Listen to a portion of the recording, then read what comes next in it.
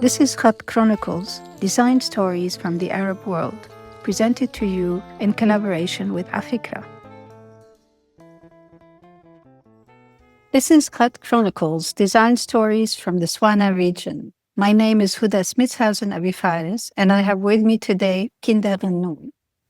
Kinda is a Syrian-Polish graphic designer based in Belgium with a background in architecture. Growing up in an artistic family in Syria, she developed a deep appreciation for art, design, and Arabic calligraphy. She later shifted her career to graphic design, becoming a self-taught designer before earning a master's degree in visual arts from the Sint Lucas Art Academy in Antwerp. Her work focuses on branding, typography, and research, drawing inspiration from Arabic typography and cultural heritage. She has collaborated with international entities and organizations and co-founded the renowned Syrian Design Archive, which we will talk a lot about during this conversation, among other things. Kinda's approach is deeply influenced by her Syrian-Polish background, blending elements from both cultures in her design practice. She explores typography as a storytelling tool, using letter forms and patterns to communicate identity, memory, and cultural narratives. Her work often connects Eastern and Western design influences, creating a dialogue between tradition and modernity. Through this fusion, she challenges stereotypes, preserves heritage, and reinterprets cultural symbols in contemporary context. So hi Kinda, and thank you for being here with us today. I'm sure that myself and the listeners will be very curious to hear your story and to learn more about your work. So welcome.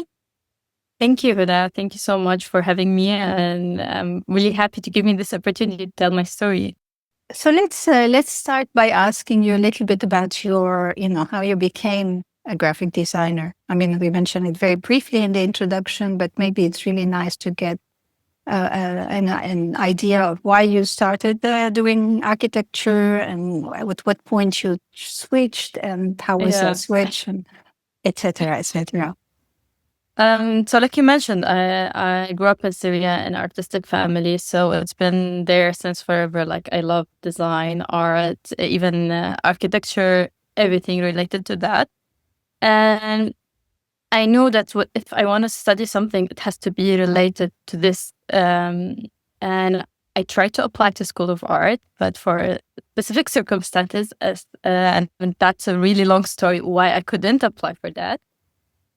So the closest thing was for me to apply to the architecture university, and I was fine with that. Like I started learning, the years come after, and I was fine doing it. I started loving it, but I knew that I don't like designing. I think the buildings, the larger scale things. I was more interested in something more interior design, smaller skills. So when I graduated in 2015, the situation was in Syria pretty difficult. So to find a job as an architect, it was somehow impossible. And I was not ready yet to move out from Syria. So I was searching for any opportunity. What should I do? And there was an event called Startup Weekend, and I went there without even knowing what I'm doing there. And the idea is to be part of the team, and in the team there's IT, business, and a designer, so you can create a project and then you pitch it, etc. So I was part of the team, and my role was to create the identity for it with a few other people. And we did it, and the project won the first prize, and even the identity and the visuals were nominated for something. And after that, I received so many opportunities to be a graphic designer, and that moment, this, I think it sparkled. My passion for graphic design was there forever. Even when I was in university, I was always checking on BHADs, all the projects that related to branding, logos. So I was following it, but I never knew I would do this. So I thought, I said for myself, why not? Why not to try? And I took all the jobs that was offered. So I was moving from place to place during the week. working in the morning and learning it in the evening. And I was surrounded by so many inspiring people, so many mentors, if I can say, that helped me during this shifting moment. And yeah, I think that's it. That's how it happened. How long of a period were you kind of like learning and making at the same time? And this is all in Syria, which I think Yes, at the yes. moment that was kind of still in the middle of the war, or not? Yes. It was during that period. I think to this moment, I'm still learning. So Yeah. I don't know when was it. Forever. Yeah, I don't know when was the moment that I stopped. But like I think working and like being committed to specific places, I think it lasted for like 1 year, and then I felt like no, I want to be on my own, because I was like working for each company in their graphic design department. So Yeah. I was like repeating, and I felt like I need something different. I need something new. So I decided like, okay, I should quit this and start like working on my own like project and see where it goes. And when did you apply for graduate school in Belgium? When I moved to Belgium, I think, but that was after a long time. I think I applied 2020 when Okay. I think COVID started. So it was like a pretty after. Yeah. Not a very nice time to move, but maybe it's also, if you're studying, is probably no distraction time. So Yeah. I think, I was not lucky when I started like the master, because I did it online. So I didn't have the advantage of like, meeting new people, having the experience again. So it was quite challenging, honestly, to get the master during the COVID. yeah. How was that experience? How did it transform your practice? Honestly, it didn't help much. But the only, I think, positive part of my master, it was starting the project, the Syrian Design Archive. Other than that, I didn't felt like it added anything. And because of the situation, because I think I was not in the right program. So I would say, but I'm still open to like do another master, or being involved in other things. So that's not going to be like. Yeah, I noticed that recently you've been like doing a lot of work with Arabic lettering, and I know that you have a passion for it. Of course, we all Arabs have a passion for the Arabic letters for some reason. So maybe that is something you consider for the future, or Yes, honestly, I'm thinking, but still, I don't feel like I'm ready for that. But it's like it's there. It's I'm open to that. But I think when I feel like it's the right moment to do it, maybe I will do it. But I think I know I'm not ready for this. But I want to do another like a master where maybe I will be like I can get more out of it.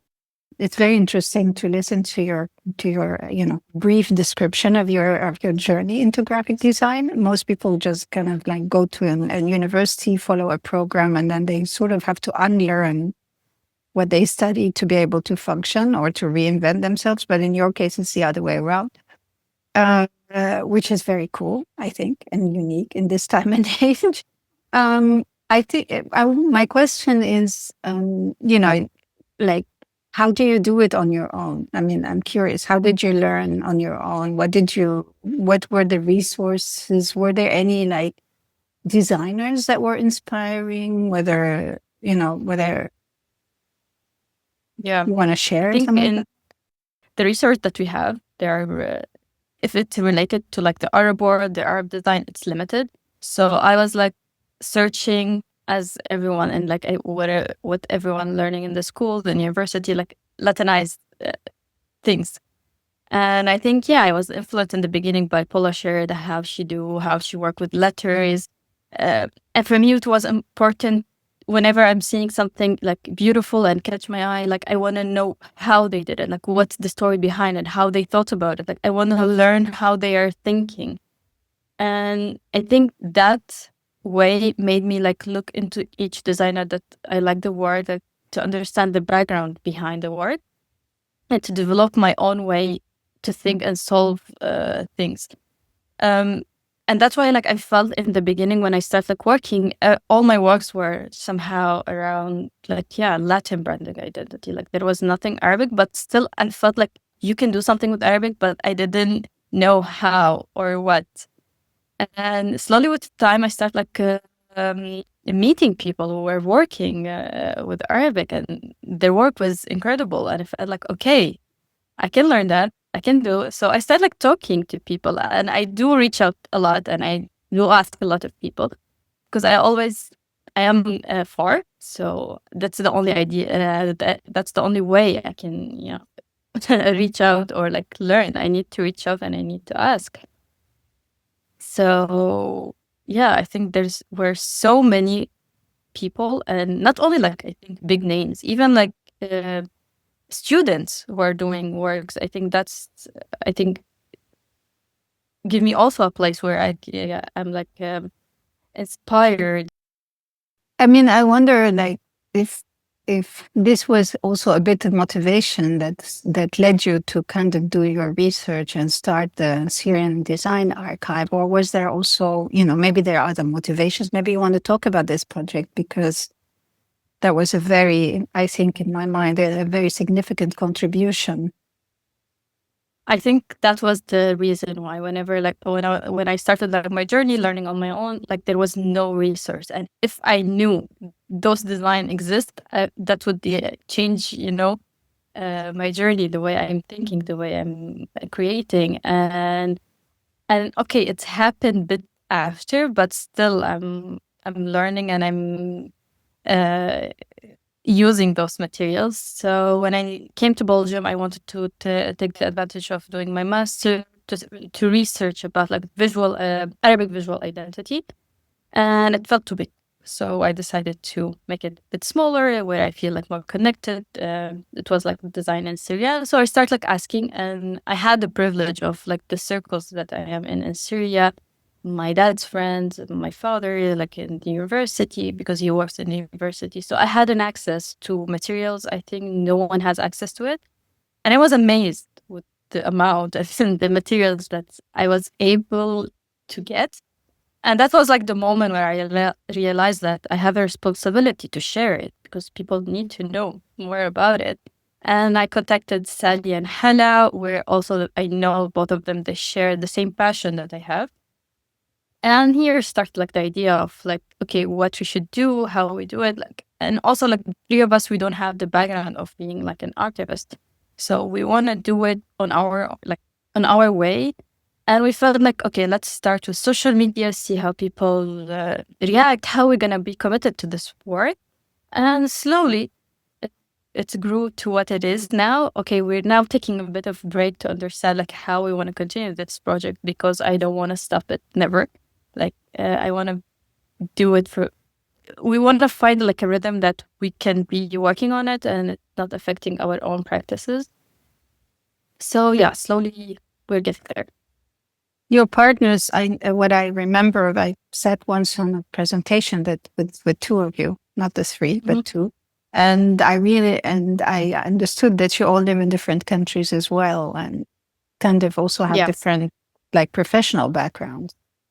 So Were you just friends and before, and then like just had a passion for, putting Syrian design on the map, so to speak, or how does Yeah, so Sally and I, we were at the same university, same year, so we were friends since then. Hala, I met her after, I think, when I started, like, I think she was starting her career as a graphic designer. She had a question about, like, design.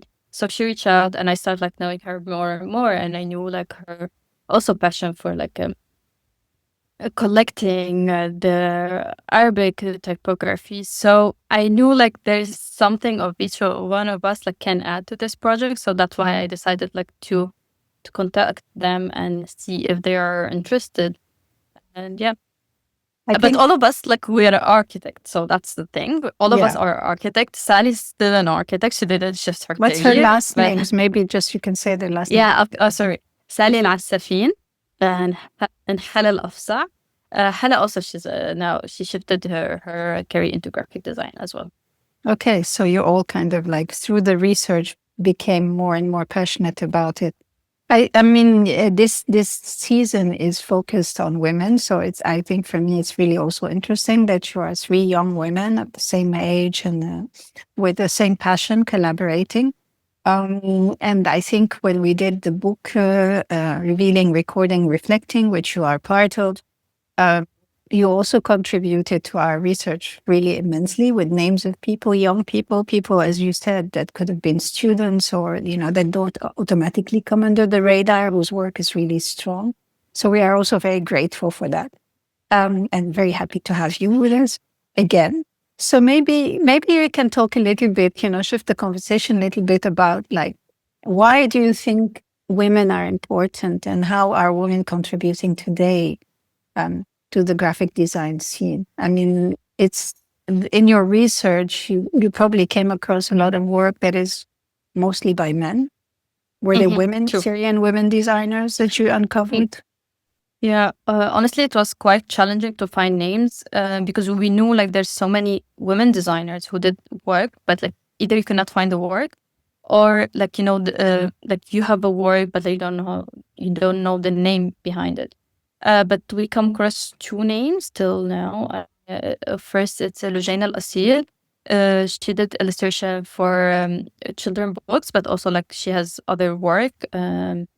And also Fatin Kenj, she do design for stamps, but we couldn't find other works other the stamps. But yeah, at least we have names. But still, like we're still looking for more. Like I'm hoping there's still more. And Are they still alive? Do you know? I mean, or I'm not sure about Fatin.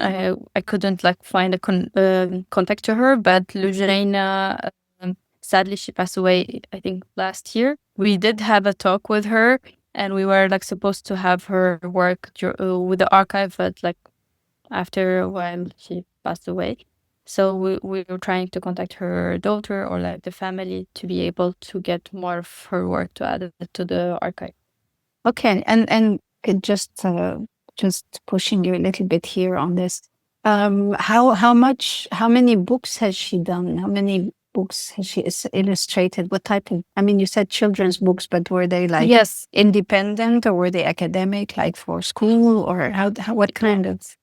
I think some of them they were independent, but like I cannot give a lot of information because I didn't have the full access to the archive to tell what exactly in it. But also I know like she didn't only work for children. She designed book covers for like so many other books. We have a few of them.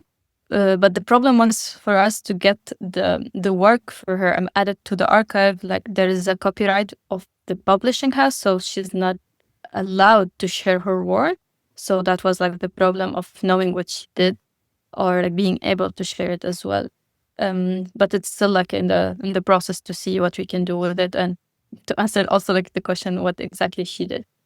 Let me just backtrack a little bit and go back to your background. You're Polish Syrian. I don't know what that means. I've never met anybody who's Polish Syrian. I know a lot of Syrian. I know the culture very well, of course, but Poland is like for me very different because Polish design is very interesting and in our mind is like the surreal illustration, the printing techniques, the physicality of how they made things is like iconic.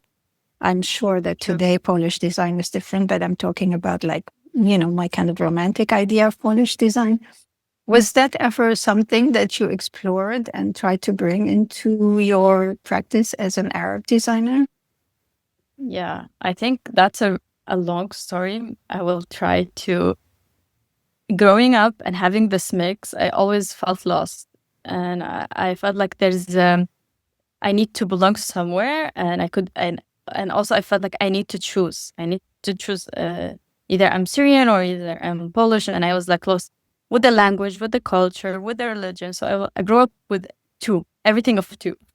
Um, and with time, I started like appreciating this. I felt like the beauty of it, and I felt like I don't have to belong somewhere. I can take whatever I like from both of them and be like myself.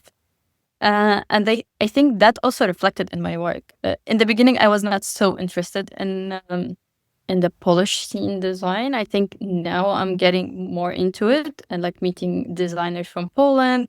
I even like went last year to a illustration festival. I met two Polish designers. His name is Patryk Hadrzej and Ada Zielińska, who are the responsible of the illustration festival. And also they are running the Polish archive. So that's what made us connect. And I was amazed. I was amazed with the also the designers. And now I feel like I want to know more and see where I can bring that to my work. And somehow it's there.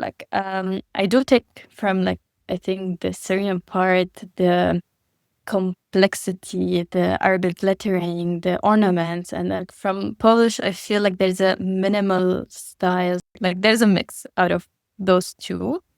And I'm curious now to know, to learn more from the Polish side, but still I'm learning from Syrian. And I feel like still there's a need to explore more. I think it's nice to think about that because, in the 50s, there was more of a connection between Eastern Europe. I don't know, Poland also fell into that, and the Arab world or the Eastern world. And so you could see sometimes influences, especially in illustration, especially in works from Syrian Egyptian illustrators and artists.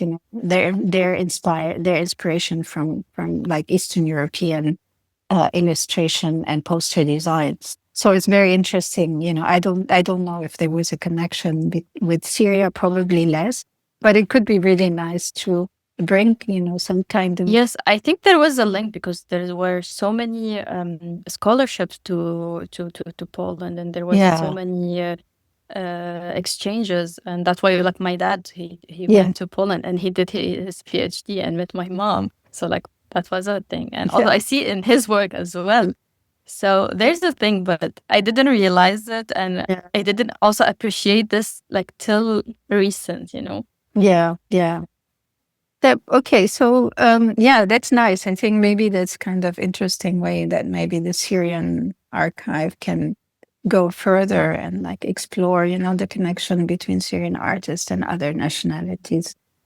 Maybe you can talk about the most meaningful project you have worked on other than the Syrian Design Archive, because I think that's maybe for me the most significant contribution, but maybe there's something more personal that was more personally meaningful to you or super enjoyable, or you felt I feel good having done this.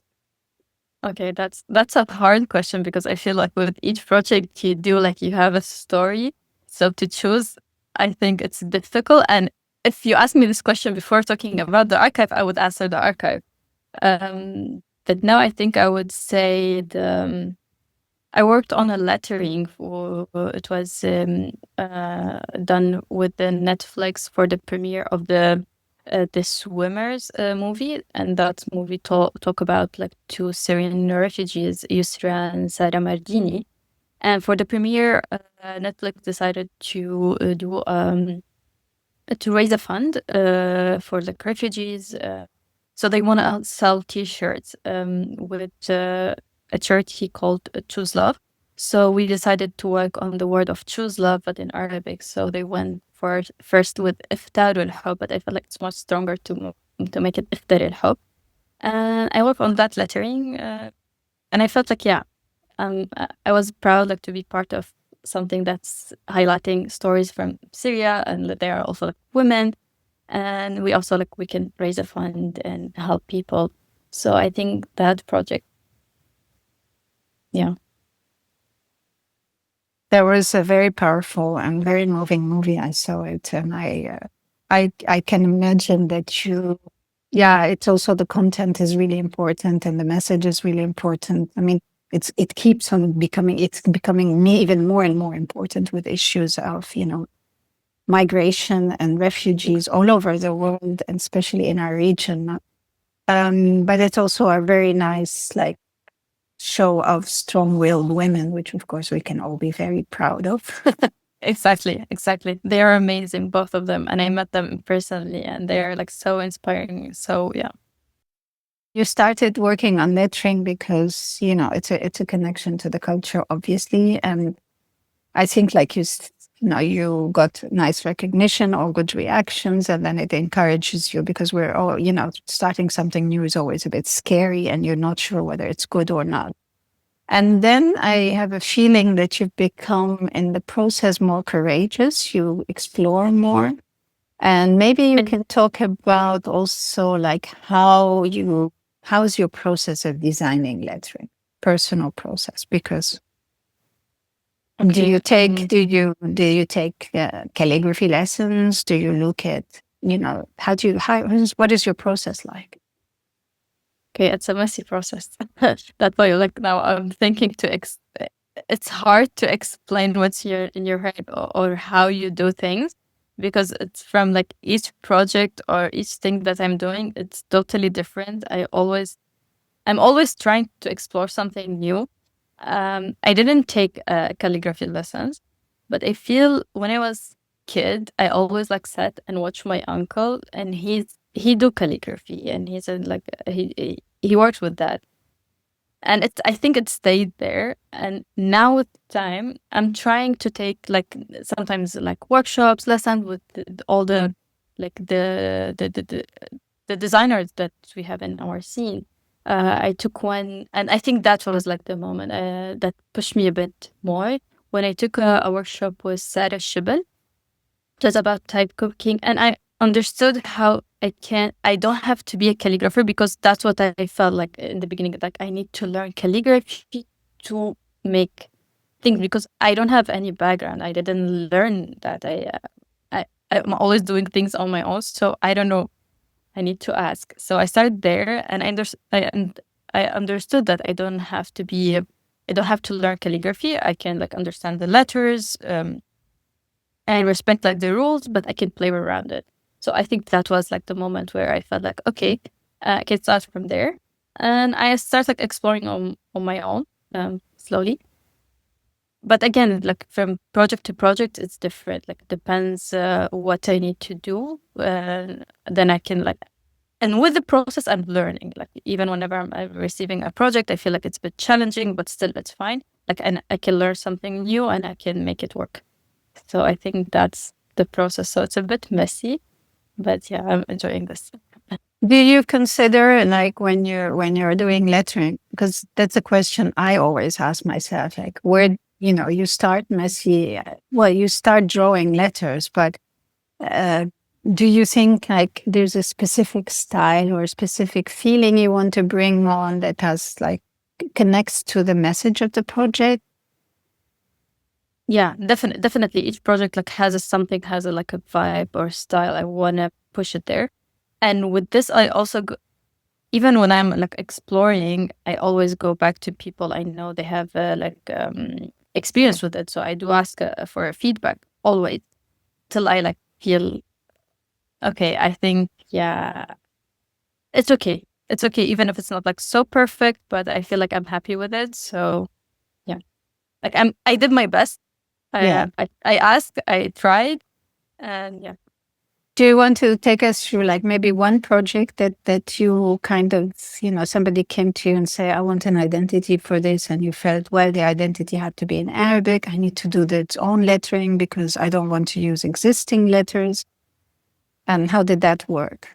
Do you have a project that you can describe so that, visually, like, kind of give us guidelines of your messy process? Our process is on the side. I think the project of Choose Love, that was like one of the things that I did, and it was challenging because the client, they don't like know about Arabic, and I had to convince them that whenever I'm creating, it's Arabic, and in Arabic we have so many different scripts and they look so much different, but it's still Arabic. And I think, I went with two directions. One, it was built more of the Naskh script, and the other one was on the Kufic. And for them, Kufic felt like this is not Arabic. Like, you don't have curves. Like, it doesn't look Arabic for us. And I was like, no, it's still Arabic, but okay. And they went with the other one, like was based on the NSF. But my favorite, like my option, like the one that I wanted to push, it was like the Kufi. And I shared it on social media, like the rejected proposal, and people really they really loved the rejected option, same as me. Like they had also like feeling that was like, this is it. Your work is clearly graphic design and lettering, so it's very interesting that you carry on doing it, and that you mature into that, and you're still exploring. So I wouldn't say you have you wouldn't describe yourself as someone with a specific style, would you? No, I don't. No. Like I don't see myself like related to a specific style, and I don't want that. Like I wanna do different things. I wanna, like with each project, I wanna have a new style, a new thing that fits the project. Like it's not me, it's the project. But I don't want to be sticking into something, and that's what I love, being like on my own. That I can have the freedom to choose. Yeah. I can go with different project, different clients. Things are changing now for the positive in Syria, so it's really, really nice to read that things are kind of starting to, like, it's a new phase in the country. It's positive. It's the change that has been needed for a while, I guess. We're not going to talk about politics. It's a sort of new beginning, and are you considering going back to Syria and opening a design studio there with a group of women like yourself? Honestly, I don't know. I'm open to everything. Maybe tomorrow I will go back and open this studio. It was for me a dream, but now like there's a possibility of doing it. So why not? I want to go back. I want to do something. I want to help. Also, like in the university, I feel like there's much need of like to help the student to because everything was closed for a really long time. So we need help there. And also in everything, but if we're talking specifically about graphic design. You mentioned also that you think about education. I think that's really interesting to bring back, this your perspective and your experiences. I think that's really important to the new generations. I don't think it's only like my experience. I mean, like I want them to be open to everything that's happening. I feel like there is a lack, and they are really far from whatever is happening. Even though like you have the internet, you have everything, but everything's limited. And I think like those students need to be, and they are really passionate, and they are really like they want to learn. So and you see it. So I feel like there's a need. So I think that's part, like, and maybe like a studio, it's gonna be like later. It will come with time. But I think now I feel like it's more need for like to help in the education, to help also like to continue working on the archives, like to have the website. I feel like there's things to do, but like to have a studio and say like it's been a dream forever, and now it could happen. So yeah. What do you think is really going to be important in the coming 10 years? Can you imagine like what the future for our profession is like, and what would be your advice to your potential students or the younger generations? You're pretty young yourself, but still like there's still no matter how young you are, there's always younger people.